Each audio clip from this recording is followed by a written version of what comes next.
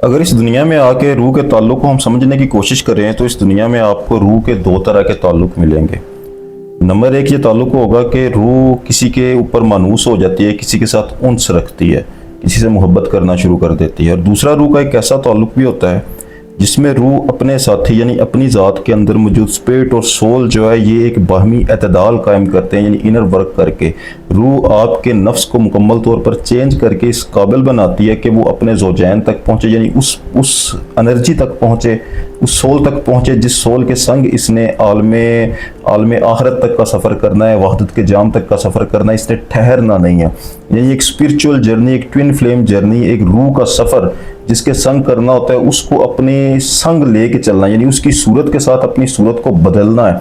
तो एक ये वाला बड़ा डिफिकल्ट सा रिश्ता भी रूह का होता है, रूह का ताल्लुक होता है। आज की वीडियो में इन दोनों को हम डीपली समझने की कोशिश करेंगे कि इन दोनों में आखिर फ़र्क क्या है। देखो, मैंने पहले बात की कि रूहें मानूस होती हैं, उल्फत रखती हैं, उन्स रखती हैं। कौन सी रूहें एक दूसरे से मानूस हो जाती हैं, मोहब्बत पैदा हो जाती है?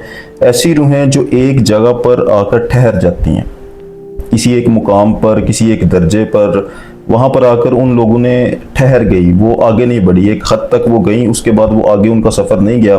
उस हद तक जो रूहें सारी की सारी जमा हो जाती हैं, उन सारी की सारी रूहों के अंदर एक उन्स है, एक ठहराव है और एक मोहब्बत है। वो जितनी रूहें, एक ग्रुप है पूरे का पूरा, उनका आपस में एक दिली वाबस्तगी भी पैदा हो जाती है, क्योंकि उनके अंदर सिमिलर सोच होती है कि हमने यहाँ तक का सफ़र करना, इससे आगे हमने नहीं जाना, या इससे आगे हम जा ही नहीं सकते, हमारी ज़ात के अंदर इतनी ताकत है ही नहीं, हमारी बसात ही नहीं है इतनी कि इससे आगे हम बढ़ सके। जो एक चोजन सोल या एक अल्लाह अरवा है जो वो वाला सफ़र करेंगे। दूसरी वो ये जो इनके अंदर एक चीज़ है ना कि ये ठहर जाती हैं, जो ट्विन फ्लेम वाले होते हैं, जो रूह का सफ़र जो एक हद से ज़्यादा आगे करते हैं, जिन लोगों ने किसी चीज़ को खतर में नहीं लाया, ना दुनिया को, ना आखिरत को, ना जन्नत को, ना दोज़ख को, वो लोग कभी ठहरते नहीं हैं। इन लोगों में ये एक वाज़ेह फ़र्क होता है। तो दोनों में पहले हम डिस्कस करते हैं सोलमेट्स को, यानी ऐसे लोग जो एक दर्जा या एक मुकाम पे जाके ठहर जाते हैं, ठहराव जिन रूहों के अंदर आ जाता है। देखो, सूरह वाक़िया में अल्लाह फरमाता है कि जब तमाम लोग इकट्ठे किए जाएंगे ना, तो 3 हिस्सों में लोगों को तकसीम किया जाएगा। बाईं जानिब का मैंने कई दफ़ा आपसे जिक्र किया, वो लोग हैं जो इनकार पर डट गए, जिन्हें अल्लाह ताला की ज़ात की जो कुदरत है उसको वो देख ही नहीं पाए, जो अंधे लोग थे। अल्लाह ताला की ज़ात ने उनके लिए जहन्नुम का जो है ना वो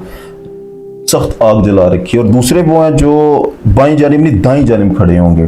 ये ऐसे लोग हैं जिन लोगों के बारे में अल्लाह फरमाता है कि ये बहुत ज़्यादा तादाद में होंगे, यानी ये वो लोग हैं जो पहले दौर में भी बहुत ज़्यादा थे, बाद के आने वाले दौर में भी बहुत ज़्यादा होंगे। तो एक वो होंगे जो मुकर्रबीन होंगे, जो कुर्ब अल्लाह ताला की ज़ात का जिन लोगों को हासिल होगा, जो ठहरते नहीं हैं। तो इनमें और इनमें यही समझ ले कि एक वो है जो चोजन लोग हैं, जिन्होंने अल्लाह ताला की ज़ात के इश्क को, सिर्फ इश्क को तरजीह दी और खुद से खुदा तक का सफ़र किया, जो मुकर्रबीन लोग हैं। और एक वो है जो ठहर गए किसी जगह पर जाकर, यानी जन्नत का ठिकाना उन्होंने चूज कर लिया कि हम लोग यहाँ पर रुकेंगे। मुकर्रबीन कभी रुकते नहीं है, वो आगे बढ़ते चले जाते हैं। और जो सोलमेट्स होते हैं ना, जो ये एक किस्म का एक पूरा ग्रुप है सिमिलर सोच वाला, ये एक जगह पर ठहर जाते हैं। ये वाकया मैं क्यों बता रहा हूँ, क्योंकि इन 3 ग्रुप्स का जो सूरह वाकया में अल्लाह ने जिक्र किया हुआ है, औलिया ने इन्हीं 3 ग्रुप्स का आलमे अरवा के अंदर भी जिक्र किया था। जो सोल्स वहाँ पर जन्नत को सारी की सारी चली गई थी ना, उनकी एक सोच थी, जिन्होंने एक जगह पर ठिकाना किया, एक जगह पर रुकी जाके, एक सिमिलर सोच वाले, वो सारे के सारे जन्नती थे। वहीं यहाँ पर दाईं जानिब भी खड़े हैं। और एक वो थे जिन्होंने नफ्स और शैतान की आग को सुना और उधर चले गए। और एक वो थे जिन लोगों ने किसी चीज़ को खातर ही में नहीं लाया, वो मानूस ही नहीं हुए, किसी चीज को भी उन्होंने पसंद ही नहीं किया। उन्होंने इस दुनिया के अंदर ना कोई शख्स ऐसा है, ना कोई चीज ऐसी है जिसके साथ उनका दिल लगा हो, नहीं, मां सवाए अल्लाह के उनका किसी और के साथ दिल नहीं लगता। तो वो जो लोग चुने हुए लोग थे ना, उनकी आपस में एक अंडरस्टैंडिंग अलग होती है, उनका रिश्ता एक अलग होता है। तो वो भी एक सोल कनेक्शन है जिसको आप अल्लाह के चोजन कह सकते हो। बेहतर अल्फाज है कि आप अल्लाह के चोजन कह सकते हो। वो लोग जो सिर्फ अल्लाह ही के लिए बनाए गए, उनका और इस दुनिया में आने का कोई मकसद नहीं है। तो इसी तरीके से आप दुनिया में भी देखोगे तो दुनिया में भी आपको 3 लोग नजर आएंगे। एक ऐसे लोग जो दायरा इस्लाम से बाहर हैं, एक ऐसे लोग जो दायरा इस्लाम के अंदर है, और एक ऐसे लोग जो अल्लाह के औलिया और चोजन, अल्लाह के अंबिया और औलिया हैं। उन लोगों का ग्रुप अलग है, मोमिन मुसलमानों का ग्रुप अलग है, और जो काफिर है उनका ग्रुप अलग है। तो जो एक ग्रुप के लोग होते हैं ना, जो एक सोच के, एक सिमिलर सोच के बंदे होते हैं, उनको एक दूसरे से रूहें एक दूसरे से मानूस होती हैं। वो भाई भाई बन जाते हैं, वो मोहब्बत करते हैं, वो उनस रखते हैं, वो दिली वाबस्तगी रखते हैं। क्यों? क्योंकि उनकी सोल के अंदर एक ऐसी चीज थी कि वो एक दूसरे को अट्रैक्ट करने लगे। तो ये सोल्स जो एक दूसरे को अट्रैक्ट करती है ना, किसी के ऊपर जाके मानूस हो जाती है, किसी से मोहब्बत करने लगती है, दिली वाबस्तगी हो जाती है, उसके पीछे कहीं ना कहीं ये जो असरात आ रहे होते हैं, ये पिछली दुनिया से आ रहे होते हैं, यानी आलम अरवाह से चलकर ये असरात आपकी जिंदगी पर पड़ते हैं। और अगर कोई ऐसा शख्स आपकी जिंदगी में आ जाता है जिसके साथ आपका हर चीज मैच करना शुरू कर देती है, सिमिलर सोल आप उसमें पाते हो, ठीक है, उसका ईमान भी आपकी तरह का, उसकी सोच भी आपकी तरह की, उसकी आदत भी आपकी तरह की, उसका पहनावा भी आपकी तरह का, वो बोलता भी आप ही की तरह है, वो सारी सिमिलरिटीज क्यों आ रही है? क्योंकि उसकी जो असल है ना उसका, वो बिल्कुल आप ही की तरह का है, जैसे आप हो वैसा ही वो है। और ये असरात यहाँ से नहीं है, इस दुनिया से नहीं है, दुनिया के हालात से नहीं है, बल्कि ये असरात आलम अरवाह से चल करके आती है। तो अगर हालात सेम हो, सोच सेम हो, आदतें सेम हो, जो पीछे से चलकर आ रही हैं, आलम अरवाह से चलकर आ रही है, तो आप वहां पर भी इकट्ठे थे, यहां पर भी इकट्ठे हो गए, तो सूरह वाक़िया के मुताबिक अब आखिरत वाले दिन भी इकट्ठे ही होगे।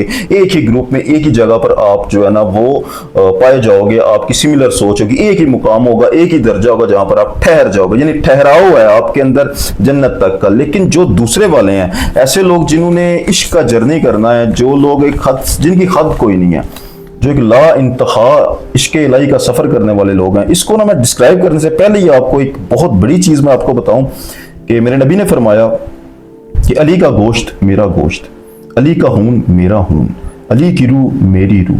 जिसने अली को तकलीफ दी उसने मुझे तकलीफ दी, जिसने इसको खुश किया उसने मुझको खुश किया, जिसने मुझे खुश किया उसने रब को खुश किया।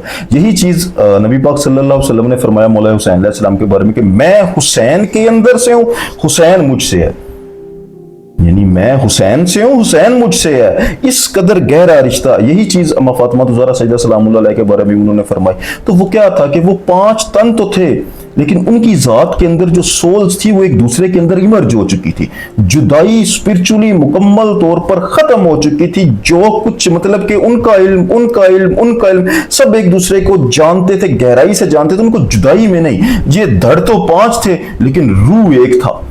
इनके अंदर इस कदर इमर्ज हो जाते हैं एक दूसरे के अंदर, यानी सूरतें, ये तसव्वुफ में जब आप इस सफर को बयान करते हो ना, तो ये ऐसा ही होता है कि सूरत दूसरे की सूरत के साथ तब्दील हो जाती है, जिसे फना कहते हैं, यानी रूह दूसरी रूह के अंदर फना हो जाती है। या आसान जुबान में अगर फना को नहीं आप समझ पा रहे तो नूर का सर नूर के कदमों में चलता चलता अल्लाह ताला की जात तक पहुंचता है। तो आपकी जिंदगी में ऐसी सोल आएगी जिसके कदमों में आपका सर जाएगा, जिसकी सूरत के साथ आपकी सूरत बदल जाएगी। तो वो एक यार होता है, वो एक ऐसा आपका ट्विन बनता है, ऐसी सोल होती है जिसके अंदर आपने इमर्ज हो जाना है, जिसके संग आपने सफर करना है, जिसने आपको सफर करना है। और इस चीज की तैयारी में इन लोगों की जिंदगी गुजरती है। जो लोग ये ट्विन फ्लेम जर्नी या जो रूह का सफर, जो लोग मुकर्रबीन तक का सफर करते हैं, उनका सफर ऐसे होता है। इनके सफर में इनकी एक तैयारी होती है। मैं थोड़ा सा इसको डिस्क्राइब करने की कोशिश करता हूं। देखो, स्पिरिट और सोल्स ये एक जोड़ा इंसान की जात के अंदर है, यानी रूह और नफ्स जो है ना, ये दोनों इंसान की जात के अंदर पाए जाते हैं। रूह भी इंसान की जात के अंदर है लेकिन वो मख्फी है, 7 पर्दों के नीचे है। 7 एनर्जी पॉइंट्स आपको अवेकन करने होंगे, तब जाकर आपकी सोल बेदार होगी, तब जाकर आप रूह के इल्म तक पहुंचोगे। उसके रास्ते में नफ्स है। अब नफ्स एक बिगड़ी हुई शक्ल है जिसके अंदर हवा है, खिर्स है, शहवत है, जिसके अंदर बहुत सी चीजें हैं, जिसको आपको अना है, तमा है, बहुत कुछ है। ये एक बिगड़ी हुई सूरत है। तो ये एक ऐसा कपल है जिसमें रूह के पास तो सब कुछ है, लेकिन रूह को आपके नफ्स की जरूरत है। नफ्स के बगैर रूह अधूरी है, रूह के बगैर नफ्स अधूरा है। रूह नफ्स की ऐसे ही समझ ले कि इसको जैसे बयान किया जाता है ना कि नफ्स एक घोड़ा है जिस पे रूह ने सवार होकर इसके हकीकी का सफर करना है।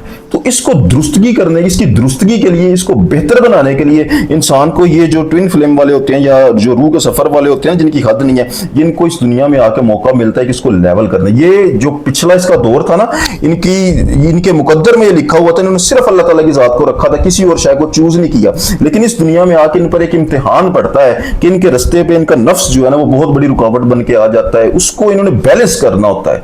हर सूरत में इनको अपने अंदर जात के अंदर ये बैलेंस करना होता है कि नफ्स जो है वो बिल्कुल सेटिस्फाइड हो जाए, सरेंडर कर दे। वो जब सरेंडर करेगा, झुक जाएगा, आजिज हो जाएगा, मस्कीन हो जाएगा, तो उस आजिजी, उस मस्कीनी के ऊपर जो है ना आपकी सोल कैप्चर कर लेगी आपके पूरे वजूद को, और यूं आपकी सोल का वो सफर जारी होगा। जैसे ये सफर जारी होगा तो फिर आपकी सोल को आपका जो ज़ौजैन है, जैसे कुरान पाक में फरमाया कि हर छह का जोड़ा है, उसका जोड़ा, जैसे जो मौलाना रूम फरमाते कि जुफ्ते बायेद, मुझे जोड़ा चाहिए। तो वो किस चीज की तलब कर रहे थे? वो जो मौलाना रूम थे वो शाह शम्स तबरेज की रूह की तलब कर रहे थे कि मुझे वो अता कर, वो इल्म अता कर, मुझे ये हर सूरत में चाहिए। जब से ही उनका वो इक्वल हुआ, उनका जो नफ्स है, उनकी रूह का जो बैलेंस हो जाएगा, इनर वर्क मुकम्मल हुआ, तो उन्होंने फिर जो है ना वो अपनी सूरत को उसकी सूरत के साथ बदल दिया और सारे का सारा नॉलेज लिया और इकट्ठे रूह का सफर किया। आज के लिए इतने, जज़ाकल्लाह खैर।